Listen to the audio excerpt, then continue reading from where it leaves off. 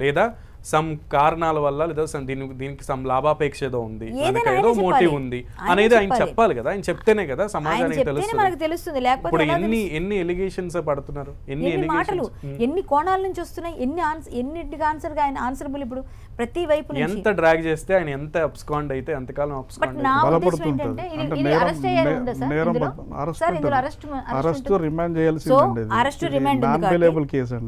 Non bailable కాబట్టి నాకు తెలిసి జానీ మాస్టర్ ఎవరో ఇచ్చిన సలహా మేరకు పెడతారు.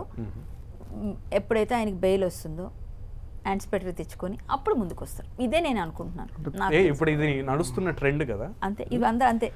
వెంటనే అరెస్ట్ చేస్తారంటే ఎక్కడికో వెళ్ళిపోవడం, తర్వాత బెయిల్ తెచ్చుకున్న తర్వాత బయటికి రావడం. అంతే అంతే. పోలీసులు కనిపెట్టలేదు కూడా అన్నిట్లో ఇవ్వరండి, అంత ఈజీ కాదు. ఇది చాలా అంటే అది కూడా చూస్తుంది హైకోర్టు పరిధి లోపల. సో గ్రావిటీ అన్నీ చూస్తారు. ప్రీవియస్ ఏదన్నా క్రిమినల్ రికార్డు ఉంటే కూడా వీళ్ళు కౌంటర్ వేస్తారు. సో పోలీస్ ఇన్వెస్టిగేషన్ జాగ్రత్తగా జరుగుతుంటుంది కాబట్టి కంపల్సరీ రిమాండ్ చేస్తారండి. రిమాండ్ చేసిన తర్వాతనే బెయిల్ తీసుకోవాల్సి ఉంటుంది. తన గతంలో కూడా 1-2 కేసుల్లో ఇన్వాల్వ్ అయి ఉన్నాడు. సో ఈ మధ్యన కూడా యూనియన్ పైన కూడా ఈయన ప్రెసిడెంట్గా ఉండడం వల్ల గతంలో ఒక 2 నెలలు జైలుకి వెళ్ళి వచ్చారు. 2015 ఐ థింక్.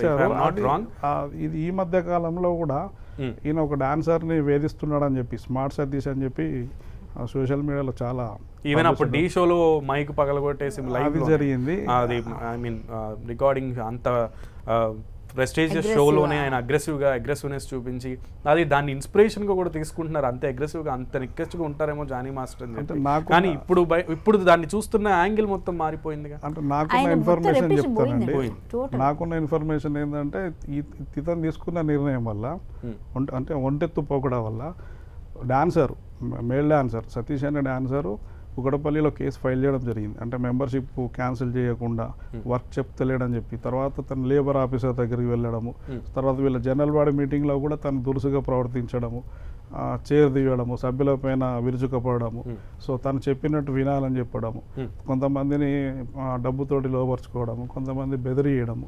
సో ఏదో తెలియని, అంటే ఎవరైనా పక్కకుండి నడుపుతున్నారా, మిస్గైడ్ చేస్తున్నారా, సో అతనికి ఉన్న కెపాసిటీ కంటే ఎక్కువగా ఆలోచింపజేస్తున్నారా, సో అతను ఏదైతే ఉంటుందో దాన్ని ఇంబ్యాలెన్స్లో బ్యాలెన్స్ చేయడం లోపల మన పక్కకున్న చెంచాలని చూసిన ఆ చెంచాలే ఖాళీ చేయడం జరుగుతుంది. సో కరెక్ట్గా ఎవరికైనా సరే వాళ్ళు లెఫ్ట్ రైట్ ఉన్న వాళ్ళు సరిగ్గా ఉంటే ఇలాంటి ప్రాబ్లమ్స్ రావు. కానీ ఏదైనా సార్ మీరు ఏ పొజిషన్కి వెళ్ళండి, కొంత భయంతో మాత్రమే మనం ఉండాలి. రమేష్ గారు, ఒక విషయం, మీరు నేషనల్ అవార్డు ఆయనకు వచ్చిన తర్వాత ఆయన ఒక అధ్యక్షులుగా కూడా అయిన తర్వాత ప్రెస్ లిమిట్లో రాకేష్ మాస్టర్ కూడా పక్కన ఉన్నారు. కనీసం ఆయన కూడా దీనికి ఆన్సర్ ఏమి ఇచ్చే ప్రయత్నం చేయాలి. ఇద్దరు మంచి మిత్రులు. అండ్ రాకేష్ మాస్టర్ అవకాశం ఇస్తేనే ఆయనకి డీలో అవకాశం వచ్చింది. ఆయన దగ్గరుండి చూపిస్తే, ఆయన అఫ్కోర్స్ ఎవరికి టాలెంట్ వాళ్ళది, అది వేరే విషయం, కానీ అవకాశం ఉందని చూపించడం కూడా గొప్ప విషయం.